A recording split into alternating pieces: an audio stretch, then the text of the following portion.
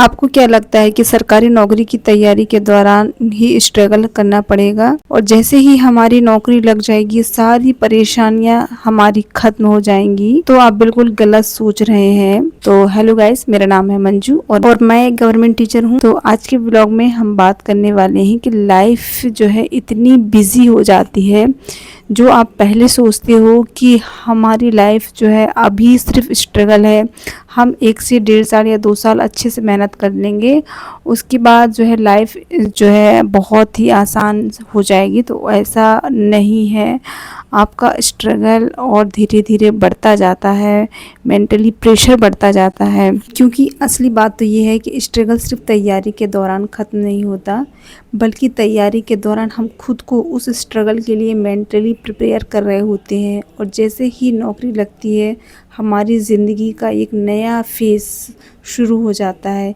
एक ऐसा फेज़ जहां आपको अपनी जॉब के साथ साथ घर, बच्चे, फैमिली और ख़ुद को भी संभालना पड़ता है। और एक वर्किंग मदर के लिए ये जो सफ़र है बिल्कुल भी आसान नहीं होता है। इसलिए अगर आप आज सरकारी नौकरी की तैयारी कर रहे हैं तो सिर्फ सिलेक्शन के लिए मेंटली प्रिपेयर मत होइए, उस ज़िंदगी के लिए भी खुद को तैयार कीजिए जो सिलेक्शन के बाद आपका इंतज़ार कर रही है। मैंने भी ये सब फेस किया है और आज के इस व्लॉग में मैं आपको अपनी ज़िंदगी का वही रियल साइड दिखाने वाली हूँ। कभी कभी हम सरकारी नौकरी को सिर्फ एक नौकरी समझ लेते हैं, एक ऐसी नौकरी जिसमें एक बार सिलेक्शन हो गया फिर ज़िंदगी आसान हो गई। लेकिन शायद एक वर्किंग वूमेन की ज़िंदगी को सबसे अच्छी तरह वही समझ सकता है जो खुद एक माँ होकर घर और नौकरी दोनों संभाल रही हो। क्योंकि नौकरी मिलने के बाद स्ट्रगल ख़त्म नहीं होता, बस स्ट्रगल का रूप बदल जाता है। एक तरफ आपका घर होता है, आपके बच्चे होते हैं, आपकी फैमिली होती है, और दूसरी तरफ आपकी नौकरी होती है, आपकी ज़िम्मेदारी होती है। और इन दोनों के बीच बैलेंस बनाना शायद किसी भी महिला के लिए सबसे मुश्किल कामों में से एक है। मैं भी अपनी ज़िंदगी में बहुत सारी ऐसी सिचुएशन से गुजरी हूँ जहाँ मन करता था कि आज बस घर पर रह जाऊँ।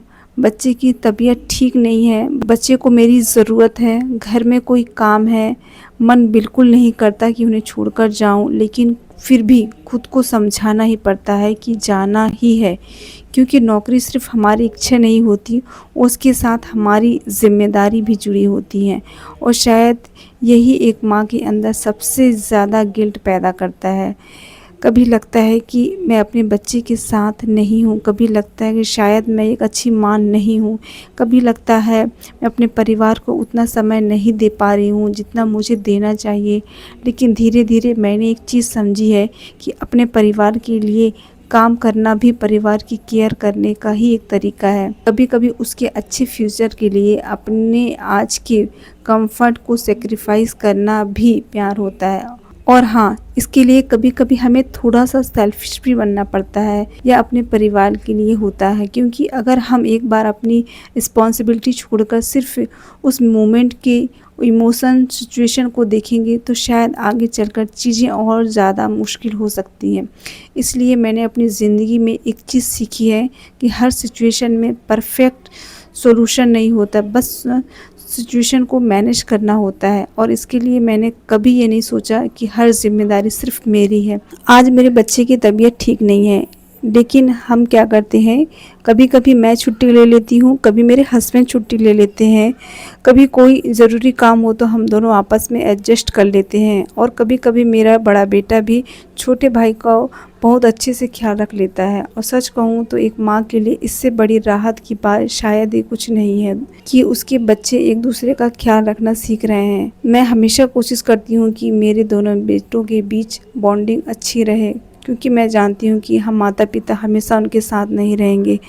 हम हैं तब तक तो हम उनकी हर ज़रूरत की पूरा ख्याल रखने की कोशिश करते हैं। लेकिन ज़िंदगी बहुत बड़ी है और भविष्य में एक समय ऐसा आएगा जब उन्हें एक दूसरे का सहारा बनना होगा। इसलिए मैं चाहती हूँ आज से ही उनके बीच ऐसा रिश्ता बने जहाँ दोनों एक दूसरे के लिए खड़े रहें, जहाँ छोटी छोटी चीज़ों में भी दोनों एक दूसरे की केयर करना सीखें। क्योंकि आखिरकार माँ बाप तो एक दिन चले जाते हैं, लेकिन भाई भाई का रिश्ता पूरी ज़िंदगी भर चलता रहता है। और शायद इसी वजह से मैं कई बार ऐसे काम भी खुद नहीं करती जो मेरे बच्चे खुद कर सकते हैं, क्योंकि मैं जानती हूँ कि वे सिर्फ मेरी मदद करना ही नहीं, एक दूसरे की मदद करना भी सीखें।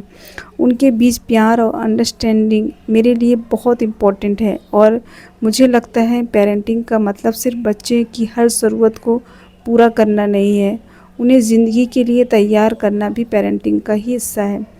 आज ना मेरी छोटी बेटी की बहुत ज़्यादा तबीयत ख़राब है, उसको वॉमिटिंग भी हो रही है और दवाई पीने में भी बहुत नाटक करता है, क्योंकि उसने रात की भी कुछ नहीं खाया था और सुबह से भी उसने कुछ खाया नहीं है, तो फ़ीवर उसका जा ही नहीं रहा है, ना ही दवाई पी रहा है। और अगर दवाई पी भी लेता है तो वो वॉमिटिंग कर देता है इस वजह से। इसी तरह मैंने अपनी नौकरी और घर के बीच भी धीरे धीरे बैलेंस बनाना सीखा है। पहले हर चीज़ को लेकर मैं बहुत टेंशन लेती थी, लगता था सब कुछ परफेक्ट होना चाहिए, घर भी परफेक्ट होना चाहिए, बच्चे भी परफेक्ट तरीके से संभल जाएं, नौकरी भी पूरी रिस्पॉन्सिबिलिटी से हो और मैं भी खुद हर जगह अपना बेस्ट दूं। लेकिन फिर समझ आया कि ज़िंदगी में हर दिन बिल्कुल परफेक्ट नहीं हो सकता। और अब हो गया है मेरे स्कूल जाने का समय। मन तो नहीं हो रहा था जाने का, लेकिन फिर भी जाना पड़ेगा, बहुत ज़रूरी काम है इसलिए।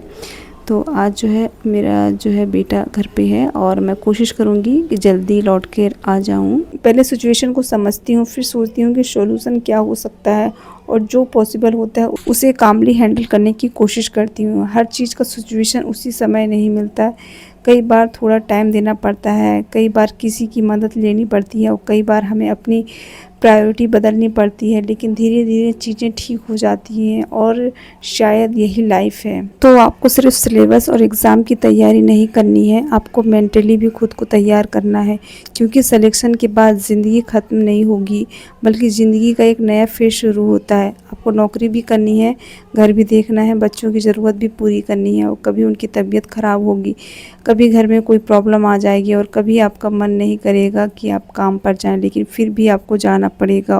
और उस समय आप पहले से खुद को मेंटली प्रिपेयर नहीं किया तो शायद आपको गिल्ट होने लगेगा और खुद को ब्लेम करने लगोगी कि मैं अच्छी माँ नहीं हूँ, मैं अपने बच्चों को टाइम नहीं दे रही हूँ, मैं अपने हस्बैंड का ध्यान नहीं रख पा रही हूँ, मैं घर को प्रॉपरली मैनेज नहीं कर पा रही हूँ। लेकिन मैं आपसे सिर्फ इतना कहना चाहूँगी कि अपने आप को इतना हार्शली जजमेंट मत कीजिए। हर इंसान के एक साथ 10 जगह परफेक्ट नहीं हो सकता। आप जितना कर सकती उतना कीजिए, जहाँ ज़रूरत हो फैमिली की हेल्प कीजिए, अपने हस्बैंड की रिस्पॉन्सिबिलिटी दीजिए, बच्चों को धीरे धीरे इंडिपेंडेंट बनाइए और सबसे ज़रूरी, हर रिस्पॉन्सिबिलिटी को सिर्फ अपने सिर पर मत रखिए। परिवार का मतलब ये होता है कि जिम्मेदारियाँ मिलकर निभाई जाएँ। और सावन का महीना चल रहा है तो मेरे हस्बैंड मेरे लिए हरी चूड़ियाँ लेकर आए हैं। तो बस हमारी लाइफ ऐसी ही छोटी छोटी चीज़ों से चल रही है। तो बस आज का व्लॉग यहीं तक था। वीडियो अच्छा लगा तो वीडियो को लाइक ज़रूर कीजिएगा। चैनल पर पहली बार आए हैं अभी तक सब्सक्राइब नहीं किया है तो चैनल को भी ज़रूर सब्सक्राइब कर लें। तो thank you watching this video. तो मिलते हैं अपने नेक्स्ट वीडियो में, तब तक के लिए बाय बाय।